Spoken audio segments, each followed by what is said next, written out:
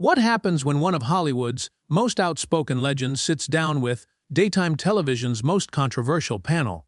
You won't believe what unfolds when Samuel L. Jackson faces off against The View hosts in what quickly becomes the most explosive confrontation in the show's history. This isn't just another celebrity interview gone wrong. This is a masterclass in how quickly things can spiral completely out of control when egos clash and boundaries get crossed.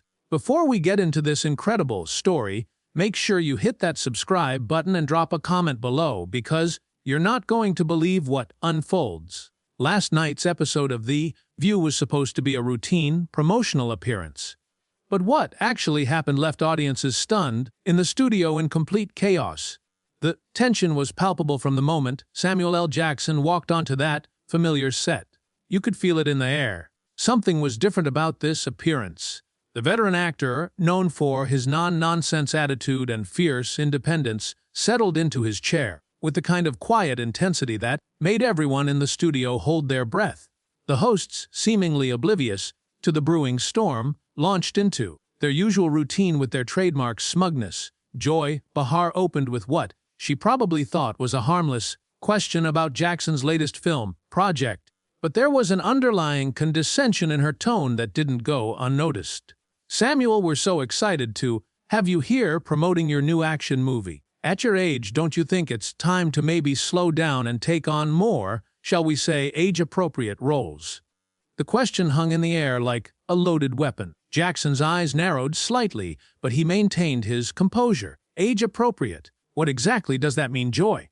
Are you suggesting I'm too old to do my job? Whoopi Goldberg jumped in, trying to smooth things over with her usual diplomatic approach. But even she couldn't hide the patronizing undertone. "What Joy means is that we worry about you doing all those stunts and action sequences. We care about your well-being." "My well-being?" Jackson's voice carried that familiar edge that anyone who'd seen his movies would recognize.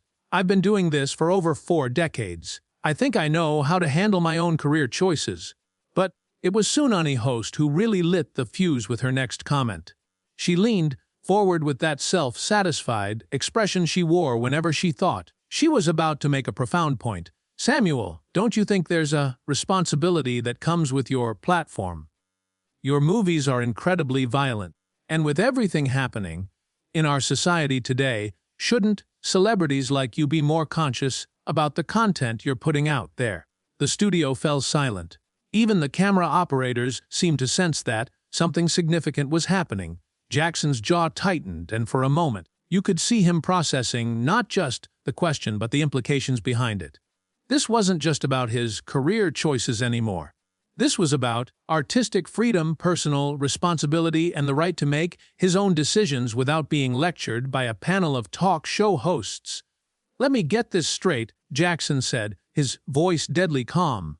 "You're sitting here telling me that I'm responsible for violence in society because I play fictional characters in movies. That's what you're going with."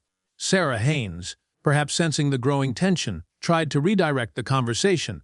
"We're not saying you're responsible, Samuel. We're just asking if you ever consider the impact of your work on impressionable viewers." "Impressionable viewers?" Jackson's laugh was sharp and humorless. "You mean adults who can tell the difference between entertainment and reality? Or are you talking about parents who should be monitoring what their children watch instead of expecting Hollywood to raise their kids for them?" The hosts exchanged glances, clearly not expecting this level of push-back. They were used to celebrities who would nod along politely, maybe offer a diplomatic non-answer, and keep things moving smoothly. But Jackson wasn't playing that game. Alyssa Farah Griffin, the newest addition to the panel, decided to take a different approach. "Samuel, I think what we're all trying to say is that in today's climate, with all the gun violence and social unrest, don't you think entertainment should be more responsible, more uplifting, more uplifting?"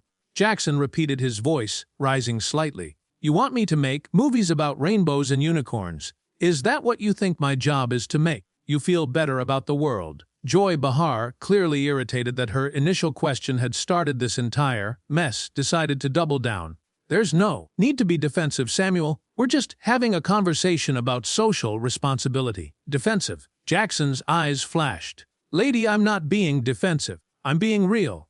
You invited me here to talk about my work, and instead you're lecturing me about how I should live my life and conduct my career. That's not a conversation, that's a sermon. The atmosphere in the studio had shifted completely. What started as a routine celebrity interview was rapidly becoming something much more intense. The hosts were clearly unprepared for this level of resistance, and Jackson was just getting started. Whoopi tried once more to regain control of the situation. Samuel, we respect your work and your right to choose your projects, but surely you can understand our concerns about the messages being sent to young people. Your concerns. Jackson leaned back in his chair, his expression incredulous. Who appointed you the moral guardians of America? You sit here every day talking about politics, throwing around accusations, stirring up controversy, and you want to lecture me about sending the wrong message. The accusation hit home, and you could see it in their faces. These were women who built their careers on being outspoken, on taking controversial positions, on never backing down from a fight. But suddenly they were being called out by someone who wasn't going to be intimidated by their platform or their attitude. Sanani host's voice took on a sharper edge. That's completely different, Samuel. We're discussing real issues that affect real people. You're glorifying violence for entertainment. Glorifying violence. Jackson's voice was getting louder now, and the cameras were capturing every moment of this unprecedented confrontation. I'm telling stories. I'm portraying characters. If you can't tell the difference between fiction and reality, that's not my problem. That's yours. The tension was reaching a breaking point, and everyone in the studio could feel it. This wasn't just a disagreement anymore. This was a full-scale clash of worldviews, and neither side was backing down. The hosts had clearly expected Jackson to be another compliant celebrity guest, but they had seriously underestimated who they were dealing with. What happened next would change everything. As the conversation was about to take a turn that no one saw coming, Ana Navarro, who had been unusually quiet throughout the exchange, suddenly decided to jump into the fray with the kind of comment that would ignite the powder keg. Samuel, I think what my colleagues are trying to say is that maybe it's time for you to evolve beyond these primitive action roles. Don't you want to leave behind a more sophisticated legacy?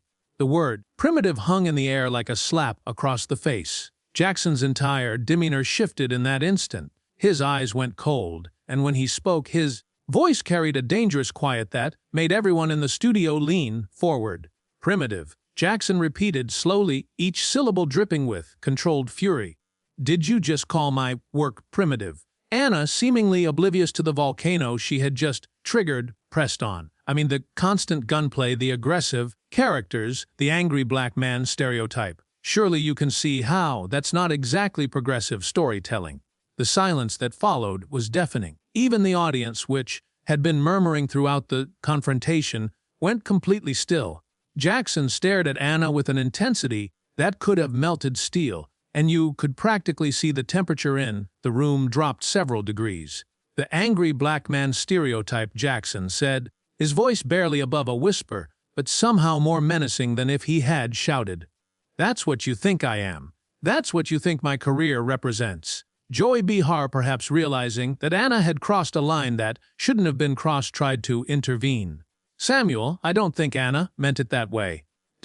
No. Jackson cut her off, holding up his hand. Let her finish. I want to hear exactly what she means. Please, Ana, tell me more about these stereotypes I'm supposedly perpetuating. Ana, now visibly uncomfortable but too proud to back down, doubled down on her position. I'm just saying that in today's cultural climate, there are opportunities to break new ground, to show different facets of the black experience that don't involve violence and anger. Different facets of the black experience, Jackson repeated, his voice getting stronger and more dangerous with each word. And you're the one who gets to decide what those facets should be. You're going to sit there and tell me how to be black in Hollywood. The confrontation had now moved far beyond artistic differences. This was personal, and everyone knew it. The hosts were clearly in over their heads, but instead of backing down, they seemed determined to dig themselves deeper into the hole they had created. Whoopi tried to regain control, but her voice lacked its usual authority. Samuel, I think we're all just trying to have a meaningful conversation about representation. dash representation. Jackson's laugh was bitter and sharp. You want to talk about representation? Let's talk about it. I've been in this business longer than some of you have been alive. I've worked with directors of every color. I've played characters across the entire spectrum of human experience, and I've earned every single role I've ever gotten. But you want to reduce all of that to some stereotype. Tsunami host, clearly feeling defensive, fired back. No one's reducing your career, Samuel. We're just suggesting that with great power comes great responsibility, and maybe dash. Great responsibility, Jackson interrupted, his voice rising to a level that made everyone flinch. You're quoting Spider-Man at me now. Are you serious? You think I don't understand responsibility? You think I don't know what my success means or what it represents? The studio was electric with tension. This wasn't just a disagreement anymore. This was a full-scale battle, and Jackson was winning every single exchange. The hosts, who were used to being the ones asking the tough questions and putting their guests on the defensive, were now finding themselves completely outmatched by someone who refused to be intimidated. Sarah Haynes made one last desperate attempt to salvage the situation. Samuel, we didn't mean to upset you. We just think that in times like these, entertainment should maybe focus on bringing people together rather than what Jackson's voice was like thunder now. Rather than telling honest stories about real people, rather than showing the full range of human emotion and experience, you want everything sanitized and safe and comfortable for your suburban audience. That's not what we're saying, Joy protested, but her voice lacked conviction. That's exactly what you're saying, Jackson shot back. You want me to be your acceptable version of a black actor. You want me to smile and nod and make movies that won't make anyone uncomfortable. Well, let me tell you something. I didn't get where I am by being comfortable. And I sure as hell didn't get here by letting people like you tell me how to do my job. Anna, still smarting from Jackson's earlier response, made the mistake of trying to get the last word. We're not telling you how to do your job, Samuel. We're just asking you to consider the impact of your choices on the community. The community, Jackson's eyes flashed with fury. What community is that, Anna? Are you speaking for my community now? Did they elect you as their representative while I wasn't paying attention? The question hit like a physical blow. Anna's face flushed red, and for the first time in the entire confrontation, she seemed genuinely speechless. The other hosts looked around at each other, clearly realizing that they had pushed too far and that there was no graceful way out of this situation. Whoopi made one final attempt to restore some semblance of order. Samuel, I think we've gotten off track here. This wasn't supposed to be an adversarial conversation. Jackson leaned forward in his chair, his voice deadly serious.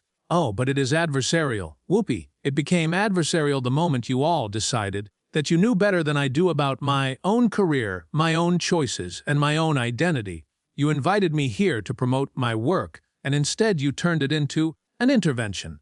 The word intervention hung in the air like an accusation. That's exactly what this had felt like.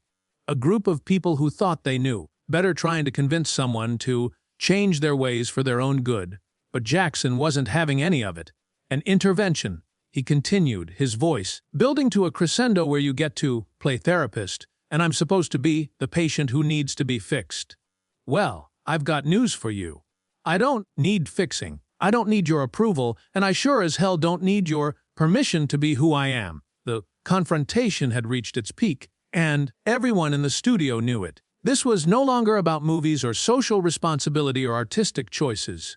This was about respect, dignity, and the right to exist without having to justify yourself to people who had already made up their minds about who you should be. What happened next would be the moment that everyone would remember. The moment that would be replayed over and over again, the moment that would define not just this interview, but the entire relationship between celebrity and media accountability. Joy Behar, clearly frustrated by how completely the interview had spiraled out of their control, made the fatal mistake of trying to regain authority through condescension. Samuel, you're being very emotional right now. Maybe we should take a breath and approach this more rationally. The word emotional was like throwing gasoline on a fire. Jackson's face went completely stone cold, and when he spoke, his voice carried the kind of quiet menace that made everyone in the studio instinctively lean back in their chairs. Emotional, Jackson said, the word rolling off his tongue like a curse. Did you just call me emotional for standing up for myself? For refusing to let you disrespect me on national television? Joy realized immediately that she had made a catastrophic error, but it was too late to take it back. I didn't mean dash. No, you meant exactly what you said. Jackson cut her off. You think that because I'm not sitting here like a good little guest, nodding along while you lecture me. That makes me emotional. You think that because I have the audacity to push back against your condescending questions, I'm being irrational. The studio was dead silent except for the quiet hum of the cameras which were capturing every moment of this unprecedented meltdown. The audience was transfixed, watching what was clearly the most explosive confrontation in the show's history unfold in real time. Tsunami host, apparently deciding that the situation couldn't get any worse, chose that moment to make it infinitely worse. Samuel, we're not your enemies here. We're just trying to have an honest conversation about accountability in the entertainment industry. Accountability. Jackson's voice rose to a level that made the microphones crackle. You want to talk about accountability? Let's talk about yours. When was the last time any of you were held accountable for the things you say on this show? When was the last time you faced consequences for your opinions? The question hung in the air like a challenge. The hosts exchanged nervous glances, clearly unprepared for having the tables turned on them so completely. We're held accountable every day, Whoopi said defensively. We face criticism. We get pushback. Jackson laughed, but there was no humor in it. You get pushback. You sit in your protected little bubble surrounded by people who agree with you, and you call that accountability. You've never had to worry about whether your opinions would cost you work. You've never had to choose between speaking your mind and paying your bills. Anna Navarro, still smarting from Jackson's earlier verbal beatdown, made the mistake of trying to interrupt. That's not fair, Samuel. We've all worked hard to get where we are. Hard work. Jackson's voice was incredulous. You think sitting at this table, reading from teleprompters, and giving your hot takes on current events is hard work? You think that compares to what I've had to do to build my career? The contempt in his voice was palpable, and you could see it hitting its mark. These were women who prided themselves on their intelligence, their insights, their ability to handle any situation, and they were being systematically dismantled by someone who had finally had enough of their self-righteousness. Sarah Haynes made one last desperate attempt to find some middle ground. Samuel, we respect your achievements in your career. We're just trying to understand your perspective on these important issues. My perspective. Jackson stood up slowly, his full height, making him an imposing figure on the small talk show set.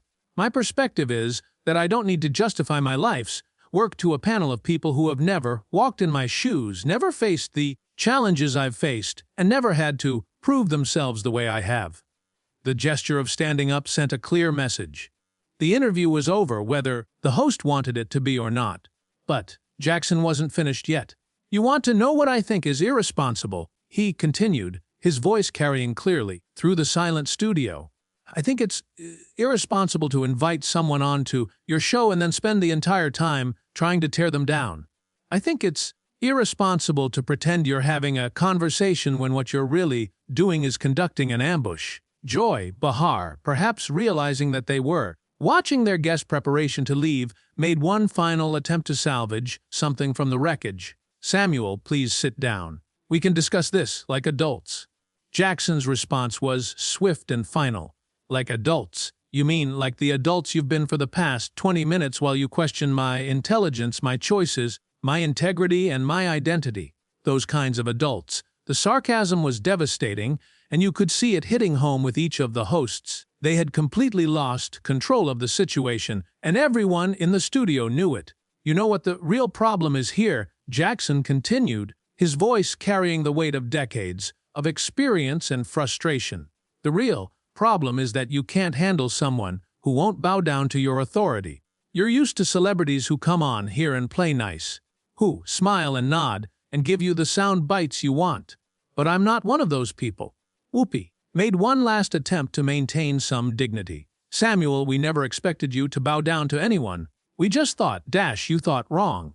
Jackson interrupted. You thought you could lecture me about my career, my choices, my impact on society, and I would just sit here and take it. You thought you could reduce 40 years of work to some stereotype, and I would thank you for the privilege. The studio was absolutely electric with tension. This wasn't just a failed interview anymore. This was a complete breakdown of the traditional celebrity-media relationship, and everyone knew they were witnessing something unprecedented. Jackson picked up the small microphone that had been clipped to his shirt and calmly removed it. The small gesture somehow more dramatic than if he had ripped it off in anger. I came here to talk about my work, to connect with an audience, to share something meaningful. Instead, I got a lecture from people who think they know better than I do about my own life. He placed the microphone gently on the table. The soft click somehow deafeningly loud in the silent studio. You want to know what's really irresponsible? Jackson said, his voice now carrying a finality that made everyone hold their breath. What's irresponsible is wasting people's time with this kind of amateur-hour journalism. What's irresponsible is pretending to be journalists when what you really are is a bunch of people with opinions and a platform. With that, Jackson turned and walked toward the exit, his stride confident and purposeful. The cameras followed him, capturing every step of what would become one of the most talked-about moments in talk show history. As he reached the edge of the set, he paused and turned back one final time. And for the record, he said, his voice carrying clearly across the stunned studio, I'm not emotional, I'm disgusted. The studio door closed behind Samuel L. Jackson with a soft thud that somehow sounded like a thunderclap. The View hosts sat in stunned silence, looking at each other with expressions that ranged from shock to embarrassment to something approaching fear. The audience was completely quiet, processing what they had just witnessed. The cameras continued rolling, capturing the aftermath of the most explosive confrontation in the show's history. No one quite knew what to say or how to proceed. The interview that was supposed to be a routine promotional appearance had turned into a masterclass in how quickly things can go wrong when respect is absent and assumptions are made. In those final moments of silence with the empty chair where Jackson had been sitting serving as a powerful symbol of what had just transpired. Everyone in that studio knew they had witnessed something that would be talked about for years to come. The View would continue, but this moment would define how people remembered the day Samuel L. Jackson walked off their set and left them, sitting in the wreckage of their own